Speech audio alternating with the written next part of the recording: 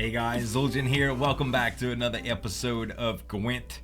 So I decided to take a little break from Weather Deck because I think it's a little bit stronger than it was the last time I visited it with you guys.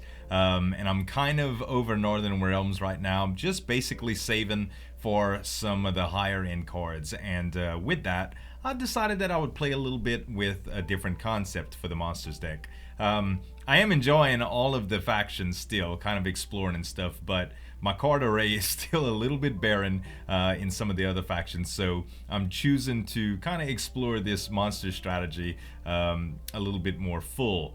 Now, the consensus of this deck, which I'm calling Big Scary Monsters, is just that. It's to make big and scary monsters. I really wish I had a couple more epidemics, but I'm so close to 800 scrap that I'm kind of waiting to make that happen, so I'm avoiding crafting any.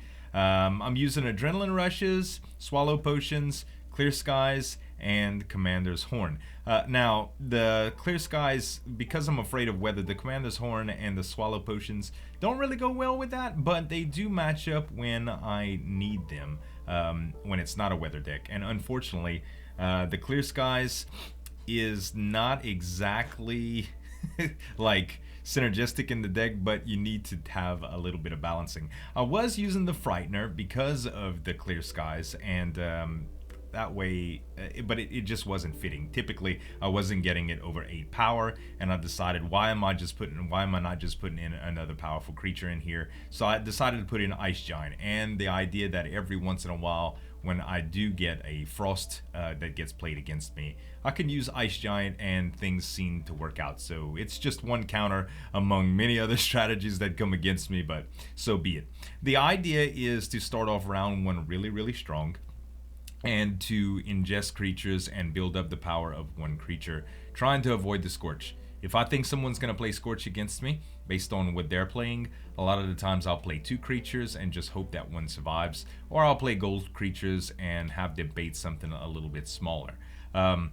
Basically, what I can do here, aside from a couple of gold creatures that I do have, is put out a creature, then vamp it, then use a ghoul to eat the corpse of the larger creature. This has to be done relatively early for the ghouls to really work out well, and I try not to get multiple of these guys in my hand if possible. Unless they're playing Skellige, and most of the time with Skellige I like to use the ghouls because it kind of counteracts the ability to res, especially if they have some of the priestesses in the graveyard. But other than that, everything's just a large creature designed to either eat another creature to gain in power, or just to be big for nothing. Also with a little bit of sustainability on board. It's not a really strong deck, but it's kind of fun to play with. And sometimes you can get some relatively big creatures. Nothing huge numbers like I had with Northern Realms or anything. But so far it's a little bit of fun to play. So I'm going to do a couple of casual matches for you, just to show you how the deck performs against different enemies here. Not promising any wins or anything, but promising a good old time as we normally do with this card game. Started playing around with a couple other card games too. Not really sure if I like Hearthstone yet. I'm just kind of playing around with it, and I'm thinking about playing Elder Scrolls Legends as well, which is a little bit different. Okay, so they're playing Skellige, which means the only thing that they might play that we could fear would be rain, but the likelihood of that happening is very low. Epidemic's good because it pretty much gets rid of anything that we aren't playing. Unfortunately, I don't have a whole lot of flexibility here, so I'm going to get rid of 2 of these, and I still got a pretty good draw, so that's good. So we're going to try using the 2 vampires on each other, and if we have a card that disappears, we'll use the ghoul to swallow it back up. I really wish it wouldn't make a blurry screen so you can kind of look over your cards and think about strategies when that happens. Okay, so we have a big old deck, big old hand. Let's just start strong. We need something that we can eat, so we're going to play the Manticore. The cool thing about this strat too is a lot of the times it'll draw out their Scorch right away because it's such a big creature, and it'll be in your graveyard, so the ghoul will eat it.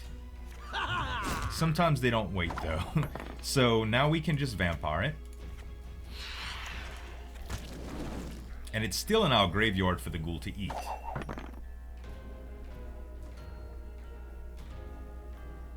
Now, when you vampire the vampire, the power of it doesn't get sent to the graveyard, unfortunately.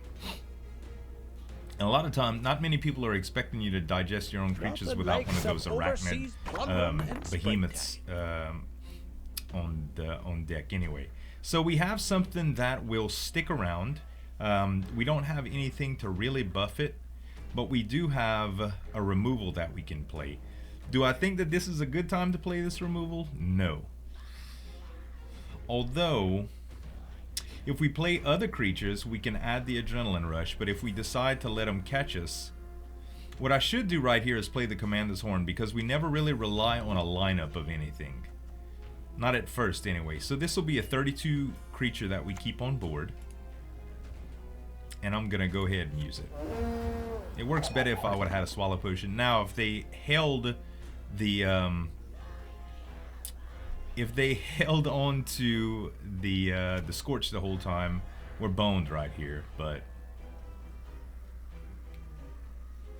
we still have quite a bit of power in our hand, so it's not the end of the world. They only have 9. We're gonna pass next turn though, unless they Scorch.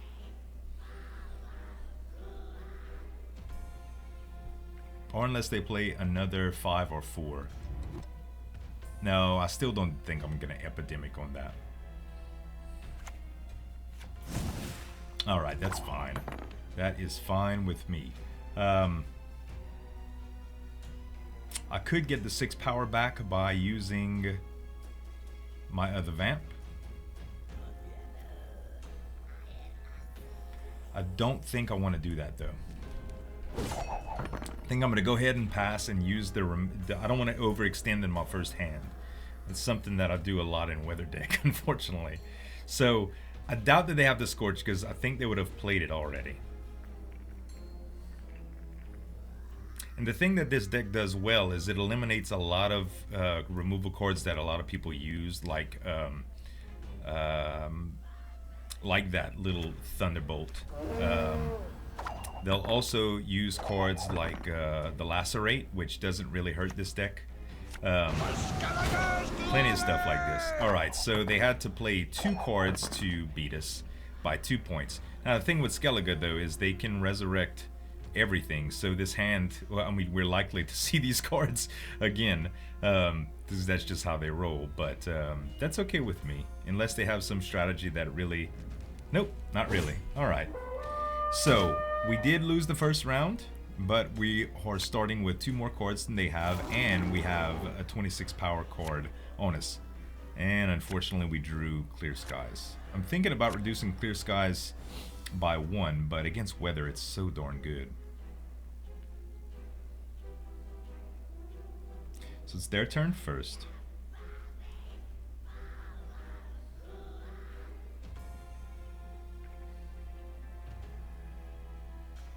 And what we're going to do is we're going to play ghouls right up front.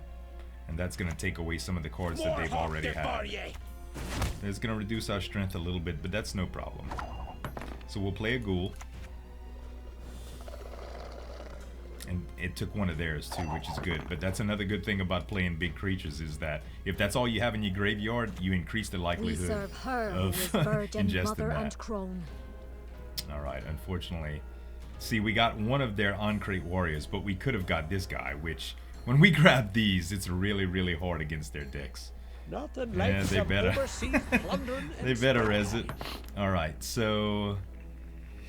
we don't want to use Epidemic because it'll kill the priestess, and they can priestess into a priestess, which kind of can do some real damage here. So what I'm going to do instead is use another ghoul. And this time we ate our mana core, which is now, the ghoul is a 14 strength. Which is still, our board's very impressive for 3 creatures. I mean, it's pretty darn good. And it's kind of just a throw together deck. Don't get me wrong, the vampires are relatively rare. I think, yeah, they're a rare card. I don't think I have any legendaries in this deck at all. I mean, I have an epic, which is Geralt, but everybody has that. Alright, so he's keeping him around for the next turn. I think he's planning on dying, I guess. So what we should probably do is we can eat one of these things. Let's go ahead and eat the 12. So now we have an 18, a 14, and a 23. And we can actually adrenaline rush 1. Let's adrenaline rush the 23 to make sure we keep it.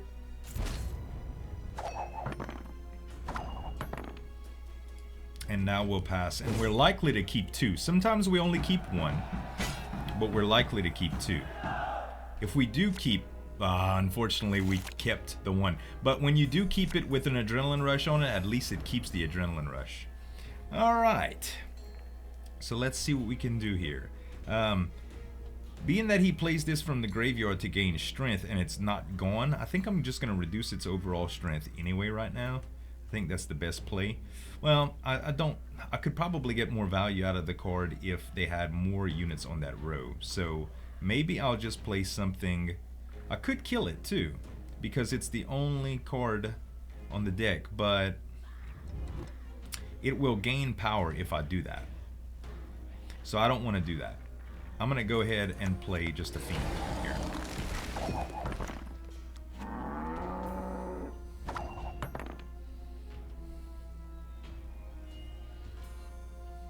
I'm going to play another Fiend. I'm going to try to avoid playing the Epidemic unless there's something that's a really, really good target. What is it?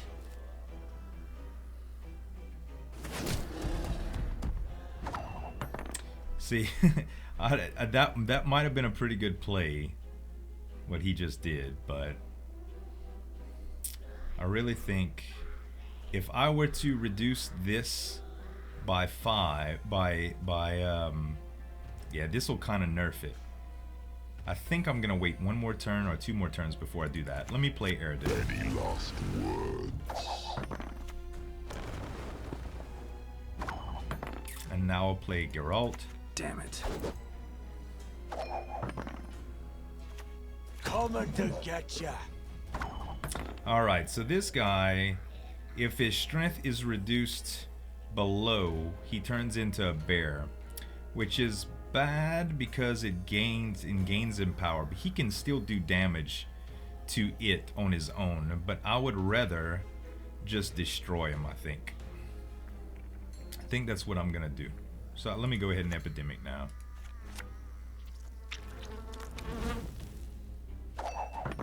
That kind of defeats the strategy. He might have had something that he would do like a ping of damage to.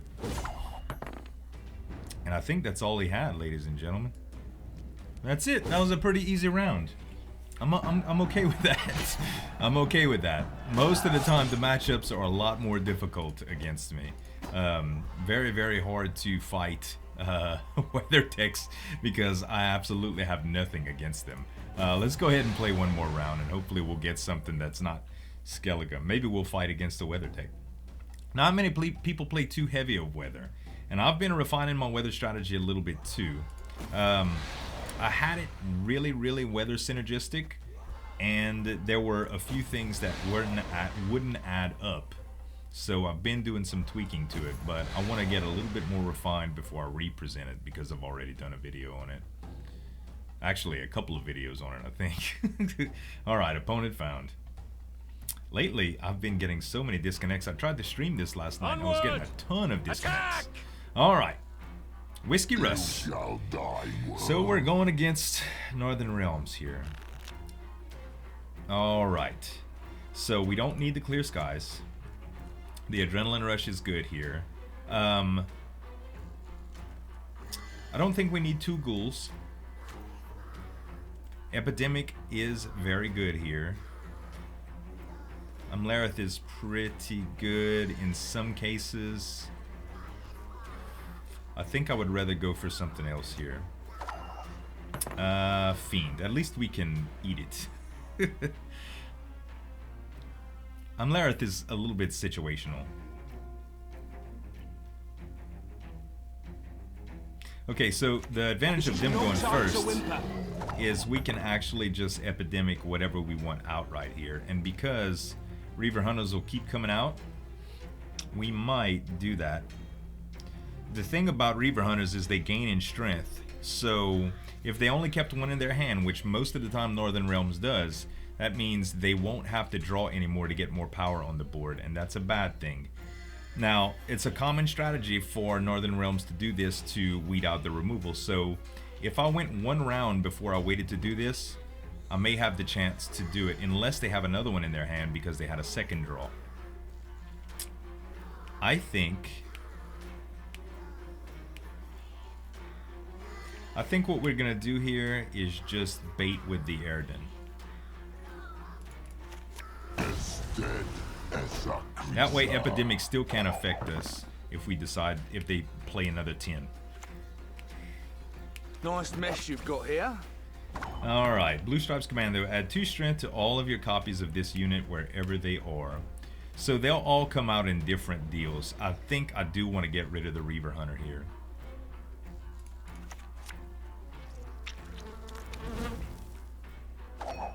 Because the Reaver Hunter was going to convert next turn, and he was going to have another one on the board that just gave him free power. And that's something we want to try to avoid. Don't make me laugh. Alright, 15 points now. The bad thing about leading with Eridan is there's no synergy that we can do.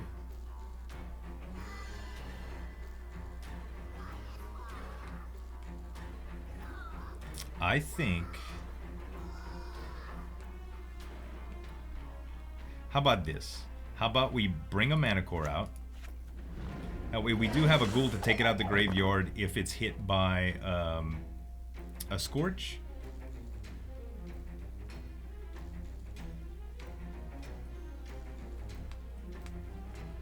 And it makes them play again. That's perfect. Okay, so we kept 10 power, which is okay. Hopefully we keep Eridan so we can eat that Mana Core. That would be the best case scenario. Yes! It worked like a charm. Oh, and we drew Clear Skies. I hate it, dude. I hate it, I hate it, I hate it. I really think I should reduce it. It is useless in almost every matchup except for monsters. All right, so let's go ahead and eat the Mana Core.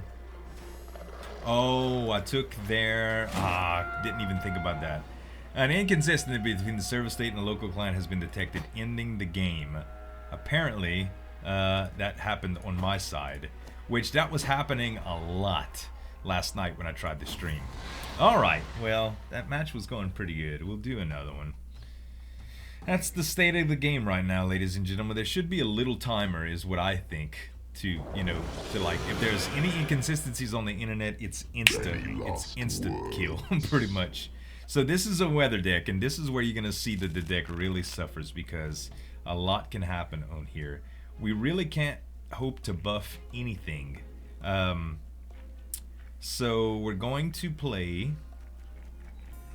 Thankfully, we have our giant in here. Trying to see if I could get something on back line. Let's take a ghoul away. This is gold, that's good. Let's take a fiend away. That's actually pretty good too, because that's backline. I think I'll go with this. Alright, so it's our turn first. So we're going to want to play something that is on the back line. That way it'll draw out rain if they have it. Or he'll use his ability to play rain if he needs to. And we can take out that fiend, which is pretty much out of frost.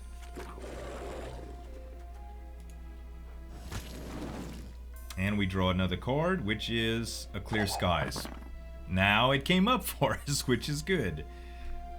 So I have a 13 power card on board. It's staying around, it's not going anywhere. If this is anything less than a 13, I can get rid of it with Epidemic. If he plays Fog next round, this is going to get nullified. I'm trying to think what would be better. I'm Lareth can actually take out his, well, not take out his foglings, but can reduce them.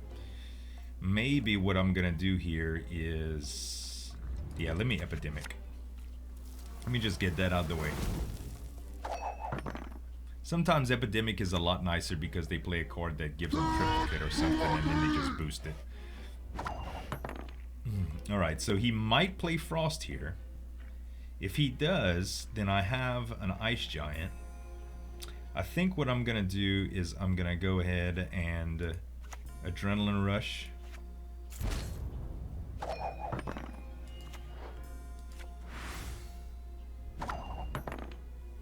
Alright. See, Epidemic would be really, really nice right now, but what he did is he drew out to see what I would do with the Fogling. So I don't want to do anything to this guy but buff it. So I think I'm going to buff it.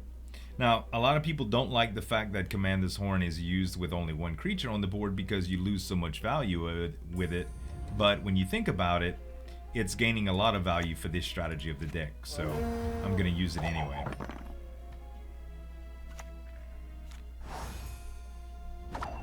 So he's still 1, but he's only going to keep 1 11 power creature.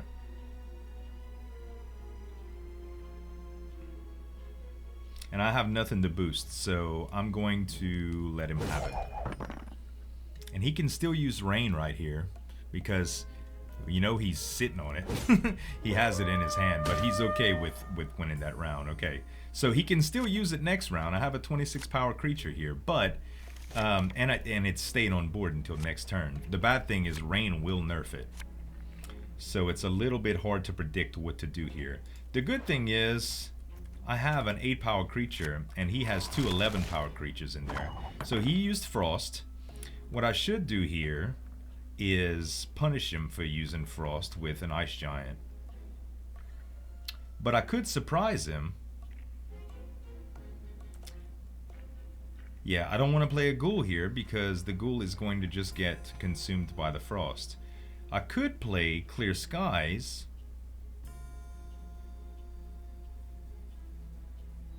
I think that's what I'm going to do. I'm going to make him think I really don't want Frost around. Just to kind of bait him, you know? And he used Rain. Which, that's what we were thinking was going to happen eventually anyway. So, now we're going to use... Let's go ahead and use a Ghoul now. Now he still may use Frost, which that's what we're saving the Swallow Potion for.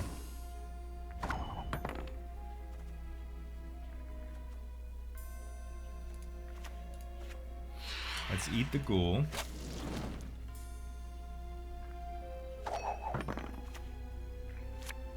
Now he's playing Frost. That's what we were hoping would happen here. Alright, now we punish. There is no escape.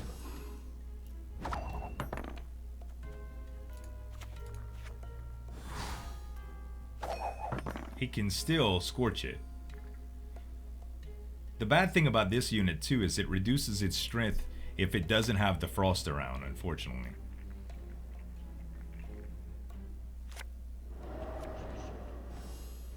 Alright, so this is where Lareth is good against this matchup. So I could take these away, but I would lose a little bit of value here. So I think what I'm going to do is just hit... Because we don't want to take those away, because if he passes the round, he won't keep anything. So we're only 6 points ahead right now, and we can't get any value from Fiend. Peter Piper picked Prince Proxima a pack of pickle peppers by the puntar. And you see, that's not real synergistic for him because of Rain. We have to play to win here, unfortunately. Let's play what he can already see. You shall die, world. If he doesn't have a Frost card, Fiend will actually pay for itself. So the lowest power that we keep in over here is 8. Fortunately, we've survived this weather deck. Most of the time it goes 2-0. So they kept a 5-power creature and we kept a 10 that's immune to weather, which is actually pretty good. Alright, the thing is though, we can't use the swallow potion on it, so we're gonna have to bring out another unit. What I'll do is I'll use it first, because if they do use frost, I'll still be able to get a little bit of value out of my swallow potion.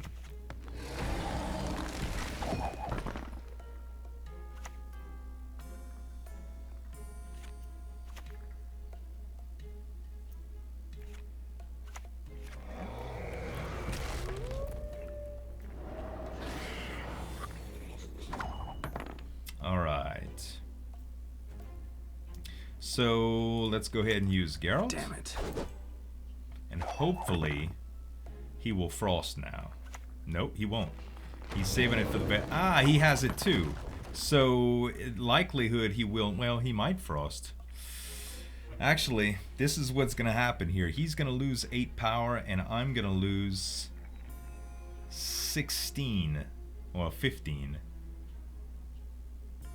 if that happens. So I'll have 22, 23 points on the board, and he'll have 7, he'll have 13, 18, 19, 20, 21, 22. I think that still wins it for me. So he's gonna go ahead and use Frost here. It's gonna nerf me by 15 points. But I'm still 1 point ahead, y'all. If he would have had a fogling, an ancient foglet, we would have tied up. But so you can see it's a pretty fun deck, and it's really simplistic. It just revolves around the inherent benefit that monsters gets to keep something around and that just stays around. So I've been kind of tweaking it a little bit. There are a couple of cards that I think that would go really well with it. Especially to counter some matchups. Let's go to cards right here and check. So I've been experimenting with a little bit more removal. I think maybe because the deck is only 25 cards and there are a couple that I could probably take out, but I would need something to replace them, and it isn't incredibly valuable to do that with anything right now. So probably one of the things that I can take away, let's see, let's go to monsters here. I can probably get Caretaker, which would allow me to resurrect, but it's only a 6 power, and that's from the opponent's graveyard. But it does reduce the likelihood that Skellige can get stuff on you, but I really don't think that's super synergistic. Avalanche is okay, but it's still only 6 power, draw 2 cards, and the opponent draws 2. Nilfgaard is pretty good because I am playing with a couple of other Wild Hunt units, and this is a card that I've been considering using the 800 scraps to purchase. I'm at 705 scraps right now, so I still have a little bit to go. The reason that I'm not using the Crones is that because I'm trying to keep a singular unit on board for the most part, at least as the beginning strategy. Crones doesn't really work that well in that. Grave Hag would still be an enormous creature most of the time. Not so much in this deck, but in general, because it's a 1 power. So in a breed deck, they can do really crazy things because of the amount of units that you're shedding to your graveyard. They do some fantastic things. But I really don't know. There's a couple of neutral cards that I may also consider. I've been considering Last Wish, because Last Wish it's really good in Skellige because you get to cycle some cards, but giving you a little bit, it's not card advantage as far as numeric, but it lets you customize your hand a little bit. And when you have complicated matchups like weather, naturally you want certain creatures to come up before others. A couple more epidemics, which are only 80 apiece, but I don't want to spend it on that. I've been contemplating getting Roach, not for this deck specifically, but it is really good. And I do want the other Witchers too. This is another guy. Regis is strong, like incredibly strong. This is a great card to have, and this is also Bork the Jackdaws. After 3 turns, kill the strongest non-gold unit twice in a row. this is a hell of a card to lead with as well. So I don't know, there's a bunch of different cards that I've been considering or whatever, but maybe you guys can give me a little bit of input on what you think would fit in the deck. Anyway, I hope you guys enjoyed the video. If you did, give me some dap on that like button to show your support, and you can subscribe to the channel for more daily videos. Thanks so much for watching. As always, this is Uljin signing off, and we'll see you next time.